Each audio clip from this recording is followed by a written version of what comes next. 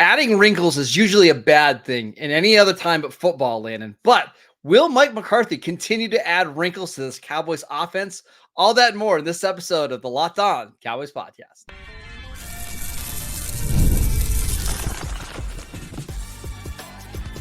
You are Locked On Cowboys, your daily Dallas Cowboys podcast. Part of the Locked On Podcast Network, your team every day. Welcome back to the Locked On Cowboys podcast, part of the Locked On Podcast Network, your team every day. We'd like to thank you for making us your first listen of the day. This episode is brought to you by PrizePicks. Go to prizepicks.com/LockedOnNFL and use promo code LockedOnNFL to win $50 instantly when you play $5. Welcome back. I am your host, Marcus Mosher. You can follow me on Twitter at Marcus_Mosher. Joining me today, as always, is Landon McCool. You can follow him on Twitter at McCoolBCB. We are answering your Twitter questions today, and we got some good ones, including should the Cowboys considering making a switch on their offensive line? How do they get CeeDee Lamb going again? But let's start with this question from Jeff. And he wants to know, is Mike McCarthy's offensive strategy to go vanilla the first 4 weeks, then slowly add wrinkles throughout the year? I think this is a good question. I think this is a valid point because I do feel like that's what we've kind of experienced on a just a personal level when watching the Cowboys, right? It feels like the Cowboys just seem very simple early in the season, especially last year, right? That was kind of the narrative, right? Is that things were too vanilla, and then we've talked about this narrative a lot. CD goes in and they talk about getting him the ball more, and then the offense changed. I think that there may be something to the idea that, especially with the way that the season is, in the first 4 weeks, the way that it's very chaotic. It seems preseason-ish. And there's just a lot there's unscouted looks from teams. There's a lot of just kind of figuring out how to play together and play in sync that's going on that usually was happening in the preseason in these previous years. But since teams have kind of pulled their starters out of the preseason, it's happening in the early part of the season. I think that there's something to the idea that maybe it's a smart strategy to try to kind of play at a very base level early in the season while things are very chaotic, just to kind of be a stabilizing force when you're, dealing with uncertainty on the other side of the ball, whether that's unscouted looks or a lack of being able to just kind of execute on a very basic level as you're still learning an offense or defense. So I don't know if it's on purpose or if it's been something that he's been doing. And to answer the question also, I don't really know if it's a good or bad thing, if it's a good strategy or a bad strategy, if it is the strategy, because I think that there's probably pros and cons on each side. But I do think that, I could make an argument, and I think Mike McCarthy could make an argument that having sort of a kind of close to your chest game plan where you're not trying to do too much early on, it might help kind of just be a steadying force. Now, having said that, the Cowboys have also committed a ton of penalties, so it's not like it's worked really well. No. But I can understand the logic behind trying that sort of approach early in the season. I understand the logic, and I think it makes a lot of sense. And I think we saw in week 5 them add little wrinkles, right? Whether it's little flare screens to Kevontae Turpin. They actually used some motion, and they hit a big play early in the game to Brevin Spann-Ford using that motion. So I see the benefit, and I do think they've gotten more creative over the last couple of weeks. At the same time, this is basically the exact same offense that you had last year, right? CeeDee Lamb, Jalen Tolbert, Brandon Cooks, Kevontae Turpin. Like, these are all the same receivers, the same tight ends, and the same running backs outside of Ezekiel Elliott, who's been on this team before, right? So, like, it felt like they already knew, like, Mike McCarthy's offense 101. So why do you need to start from the very bottom and build that back up? I don't know. Unless offensive line is my answer, that's because what I said. That's the only one, because you did have 2 new starters on the offensive line. When you motion people across the formation, you change the look at the defense, and the offensive line has to react to those changes on the defense and make the right calls if there's any changes. So sometimes by limiting motion, you're limiting how much kind of pre-snap, digestion of the defense that these offensive linemen have to do. I mean, again, I'm just throwing this out there. I don't even know how much of the burden that necessarily is, but that could be a reason as to why they're trying to limit it with two young offensive linemen. And I also wonder, like, we saw this happen last year, right? The first 5 or 6 games of the season, the offense was good, but not great, right? Like, they were putting up points, but it was mostly because of their defense. It was getting an outrageous amount of turnovers. But remember the Jets game, they were struggling in the red zone. I think it was the Patriots game, they struggled in the red zone. And then after the bye is when things really turned around. I do wonder, like, if McCarthy's strategy is like, let's keep it simple-ish until the bye. We'll have this long week. We'll start to put in more things, and then we'll progress from there. I bet you that's the plan here. Yeah, part of play calling is always going to be, and especially with McCarthy, is establishing tendencies so that you can break them later, right? Yeah. Like, setting defenses up to believe that you like to play one way, and then in a key moment when you need a first down, you break that tendency and go against it and create a constraint, sort of. I think that's always part of the kind of the different levels that they view play calling, right? The level of, we have to win this individual play. We need to set things up for the regular season. I need to make sure that player X is getting a certain amount of touches. They view all this play calling through several different lenses. So I certainly think that one of them is going to be, hey, let's establish this, this standard, this thing about our offense that gets defenses locked in on that, gets them studying that, so that when they see that tendency, they attack that tendency, we break the tendency, and then we take advantage of that defense. What other wrinkles would you like to see them incorporate over the next month or so? Well, I mean, I think it's about using the same elements that they've already used, just with different players and creating certain situations. So, for instance, like, I wouldn't mind seeing like, for instance, in a constraint we talked about with Turpin using some of these orbital and return motions and that sort of thing. One of the things that they basically have been doing is using that to get him out in the flat to throw a pass to kind of create horizontal attack. I'd love to see them once the defense starts to come down and attack the flat like that. I'd love to see them turn that flat route upfield and then suddenly turn it into a 9 route. And then suddenly when the flat defender comes down to defend Turpin, he runs upfield, he's past them, and you get a whole shot up the field, and no one's catching Turpin if he catches the ball on the run on the sideline. So I think, it's that kind of thing. It's just, it's establishing tendencies and then using the different pieces, the motion, the shifts, and that sort of thing to create extra leverage on coverage players and to give the wide receivers just that much more advantage on the defender. I would also like to see them add a couple trick plays. I don't want this to turn into Kellen Moore's offense where the whole offense is based on trick plays, right? But, like, I think in a couple of these games coming up, you're going to need to hit some big explosive plays. And I will give Kellen Moore credit. Like, that's one of the things he was very good at, designing some chunk plays, whether that was a Cedric Wilson pass or a flea flicker, right? All of them. It would help to have Cedric Wilson, right? Because you almost need a trick player, right? Right. I mean, yes. But you can't just build a whole offense out of that. And too often, I think Kellen Moore wanted to do that. But just have 1 or 2 plays a week that you feel like, hey, we need a 30-yard chunk play. This is our special play. I think back to the 2021 NFC game against, or the playoff game against the 49ers. They needed to get a big chunk play just to get them, like, down across the 50-yard line.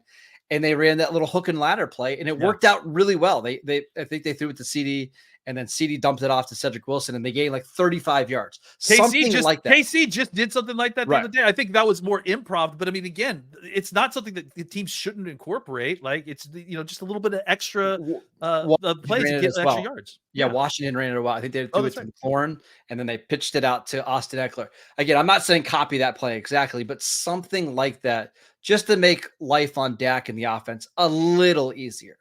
Yeah, absolutely. I mean, I it doesn't necessarily need to be like every drive you need to throw one of these out, or even every game, but it would just be nice to have a couple of those, and we're not talking about double reverse and stuff that they already do in the game already. So I think it's more just like, it's the kind of thing that, like, you got somebody who could throw a football, who, he can get on a reverse and can option either pass it or just take it for a run, or, a flea flicker, or, that sort of thing, just to kind of change the angles a little bit more.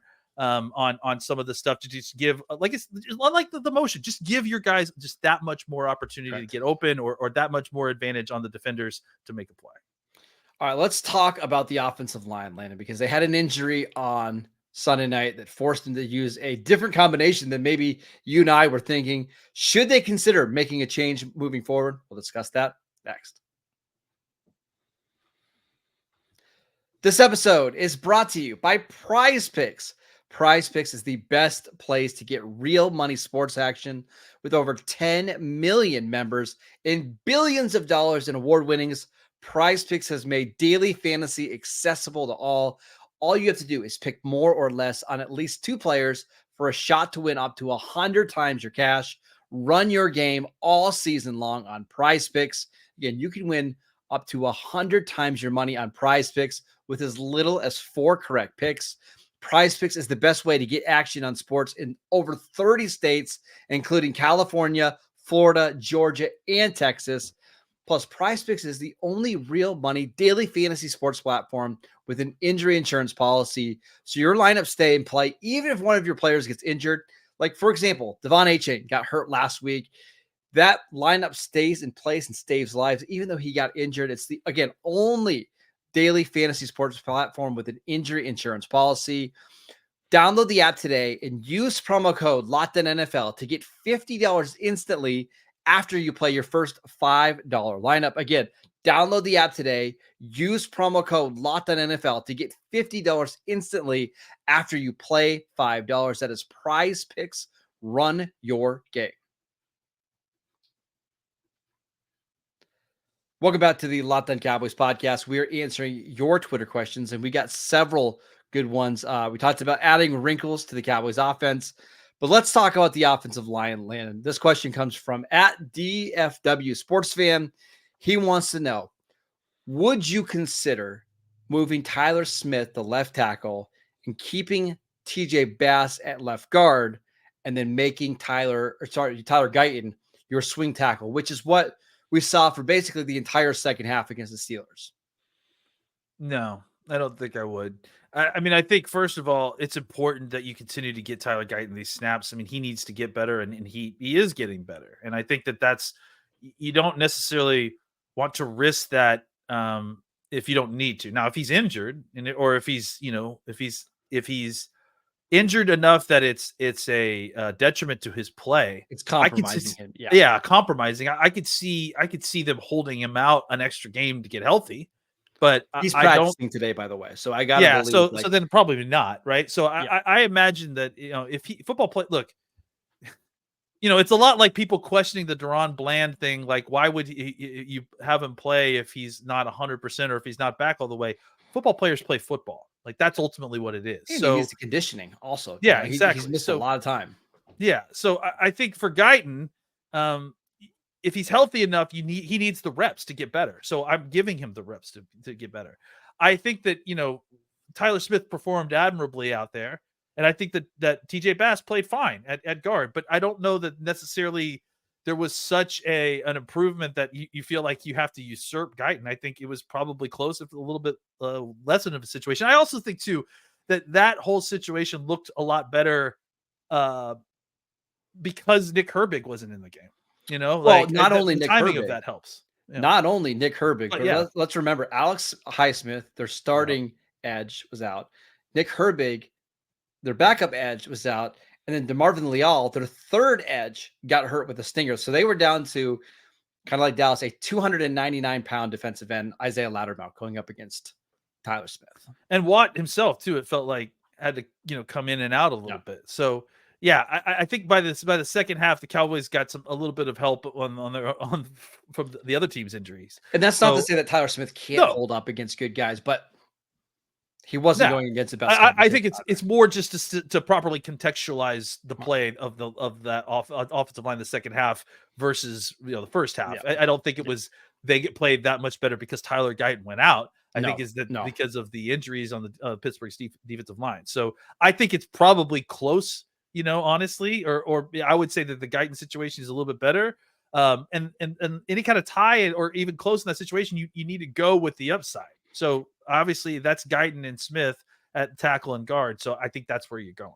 The only way that I would consider it is if TJ Bass was significantly better than Tyler Guyton, right? Like just a significantly better player. Because now you can talk yourself into, hey, we have our best 5 offensive linemen out in the field, and then we'll work Tyler Guyton in. But I thought TJ Bass did an admirable job coming up against one of the best interior defensive lines in the NFL. Yeah. But don't be mistaken. It's not like he played well in this game. Or he was like, an all pro or anything. No. No. I mean, I think. And we like TJ Bass. Yeah, we like TJ Bass a lot. I think he's probably, a future starter in this league. But I think right now, Guyton's closer. And I think that, Guyton's got more upside there. So let's continue to have him work through this. I think it's important. You want Guyton to get better. He's not going to do it on the bench. No. You got to get him on the field. So he needs those reps. So give him more of those reps. And the other thing is, I think it just makes more sense on game day to have the way that they have it, right? Because if you have an injury, it's easier to slide in Tyler Smith at left tackle, slide in TJ Bass, rather than the other way around. If you have an injury, I want to avoid any situation where Brock Hoffman has to get on the field again. Like that's. I also, that too. I also like the idea of having all the young players have a veteran next to them. Right. Yes. Like I don't TJ Bass and BB being next to each other, even with Martin on the other side of BB, I think is, it's much cleaner to have vet young, sort of just so you have that any communication gets cleaned up up and down the line. I just think it's a cleaner situation. And again, like I love TJ Bass, but the more talented player is Tyler Guyton. The more, athletic, the more upside, all of that is Tyler Guyton. Continue to work and get him better. Now, one of the scenarios that we didn't talk about is Chuma Udoga, who's on IR now. Mm-hmm. He's expected to be back, I don't know, maybe after the bye, a couple of weeks after the bye. I mean, he was, I think he was working out like with Britt Brown last week. Yeah. So he's close. That makes it a little bit more interesting if Tyler Guyton were to go down. Would you rather have Tyler Smith at left tackle, Bass at left guard, or would you rather have Chuma Udoga at left tackle and Tyler Smith at left guard? I'm open to either of those. I probably would prefer Bass at guard and Smith at left tackle, but I don't have strong feelings either way. I think I probably in game I would prefer Udoga. I think we saw Udoga really start to play better as he started to play just exclusively tackle. So I tend to think that him playing, getting out and in the middle of the game would not be a bad situation for the Cowboys. And I think that it prevents, it helps, keep Tyler Smith in a spot where that's his best spot. It keeps Dak protected in the center of the pocket the way you want to. I want to ask you one more thing real quickly. Yeah. So there was a point in this game where it was TJ Bass and Brock Hoffman at guard, which was terrifying. I'm a little surprised that Austin Richards wasn't the second offensive lineman to come off the bench. Were you? I mean, I was a little bit surprised that Austin Richards wasn't the first offensive lineman to come off the bench, to be honest. So, I get it with Bass because it has happened this year where he's had to come in for Zach Martin. So I'm not totally surprised. I wasn't totally shocked. Yeah. No. But you're right. Once the second offensive line, here's my thought process, right? Is that in order to get Richards back in, you probably would have to shift Tyler Smith back into guard, put Austin Richards at tackle, and then take Bass and have him play Martin's spot, right? I think that's which is probably how they want it. Probably, yeah. But I mean, I think maybe what they decided is that that's too much shifting around in the game, maybe. And maybe they thought if, let's say Zach Martin would have been ruled out with an injury, right? If like the whole half, maybe that's when you do the shift. But like once they figured out it was cramps for Zach Martin, they probably figured like, let's just get through this next drive and then we'll figure it out. Well, because it's not like Awesome got in the game. Like he was in for some of these, I think 6 OL packages, goal line stuff. Like it's not like they weren't playing. It's weird. So I agree. I think, in a true backup tackle situation, I would assume that it would be Asim going in to play that left tackle spot. But I was a little bit surprised that it was TJ Bass coming in. But again, I like TJ Bass, and I think he's a fine guy to come in and play for you. And so it certainly didn't upset me. And I probably would have been 50-50 if they had gone that way or with Awesome going. All right, let's talk about CeeDee Lamb, who had another good game, but not great game. Will that happen this week against the Lions? We'll break it down next. This episode is brought to you by FanDuel. Hey, NFL fans, you can start the season with a big return on FanDuel, America's #1 sportsbook. So when you get a hunch in the middle of a game, you can check out the latest stats, view live play-by-play, and so much more on the same page where you place your bets. You can get started with $200 in bonus bets guaranteed when you place your first $5 bet. Right now, the Cowboys are 3.5-point underdogs at home against the Detroit Lions. Maybe you think the Cowboys are just going to win this game outright. You can go place your $5 money line bet and then get the $200 in bonus bets guaranteed that you can use for the futures market, like division winners, MVP, offensive player of the year. So many fun bets over there. You can also check out upcoming lines like Cowboys against the 49ers here in a few weeks. All that is available on FanDuel.com, America's #1 sportsbook. Again, that is FanDuel.com. This episode is brought to you by Hillsdale College. Time is our most precious commodity, so don't waste it scrolling through the same mind-numbing content for hours and hours and hours. How can you spend it wisely to improve yourself? Check out Hillsdale College, a new sponsor for us. They are offering more than 40 free, that's right, free online courses, including Constitution 101, Introduction to Free Market Economics, The Great American Story, A Land of Hope, The Rise and Fall of the Roman Republic, and so much more. I'm doing this Charles Dickens literature class on The Christmas Carol, one of my favorite books of all time. It's absolutely fantastic. All of Hillsdale's courses are self-paced so that you can start whenever, tune in whenever. Plus, you can go deeper with readings, quizzes, discussions, or just sit back and enjoy the lectures. Go right now to hillsdale.edu/lockedon to enroll. There's absolutely no cost, and it's easy to get started. That is hillsdale.edu/lockedon to register, hillsdale.edu/lockedon. Welcome back to the Locked On Cowboys podcast. We'd like to thank you for making us your first listen of the day. For your second listen, go check out the new Locked On NFL show. 2 shows every single day, one in the morning with Tyler Rowland, one in the afternoon with Tony Wiggins. They both do a fantastic job. Check them out wherever you get your podcast and over on YouTube.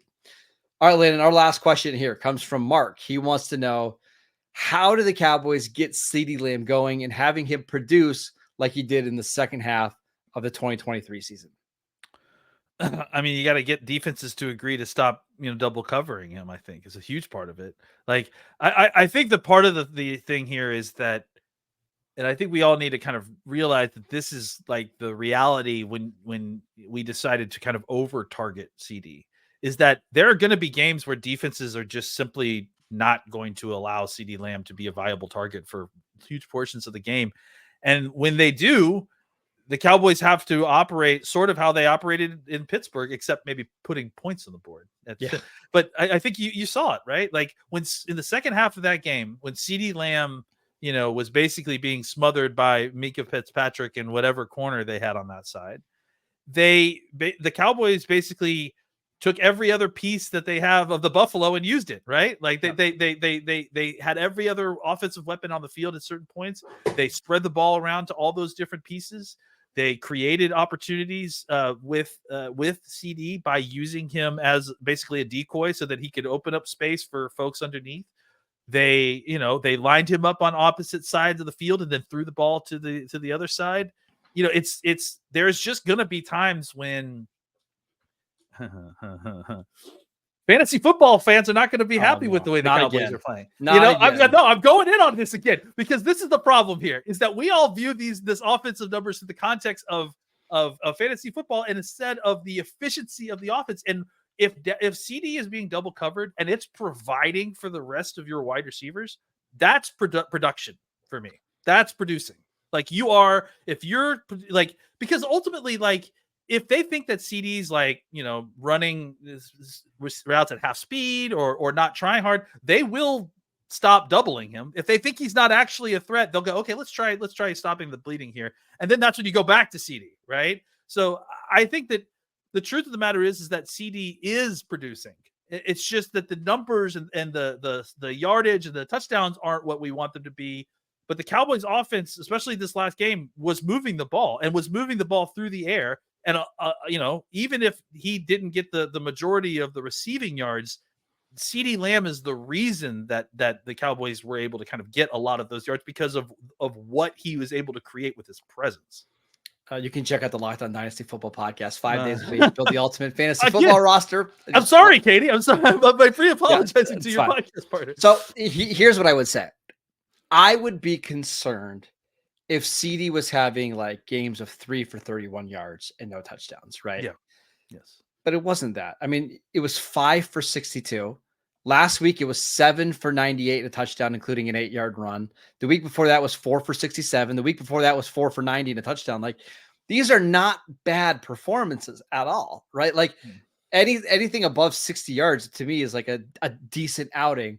Now, again, if we have these games where he's just being shut out or completely taken out of the game, then I would be concerned. But I do think those big games are coming. I think one is coming this week against Detroit. I know they've improved their secondary, but not enough to slow down CeeDee Lamb. Like, those big games are coming. We also have to remember, like, CeeDee missed almost all of training camp. And if you look at some of the other receivers around the NFL that missed good portions of training camp, Brandon Ayuk did nothing in the first 4 weeks of the season, had a breakout game in week 5. Like, this is kind of what we should expect. So again, I think those big days are coming after the bye week. I'm sure they're going to put more wrinkles in to help him get open. I'm just not overly concerned about it yet. Guys, again, I don't think passing yards is like a great stat to measure quarterbacks, but I think it's a measuring of volume of production, right? If Dak Prescott was at 900 or 850 passing yards through 5 games, maybe we could say that there's not production in the passing game.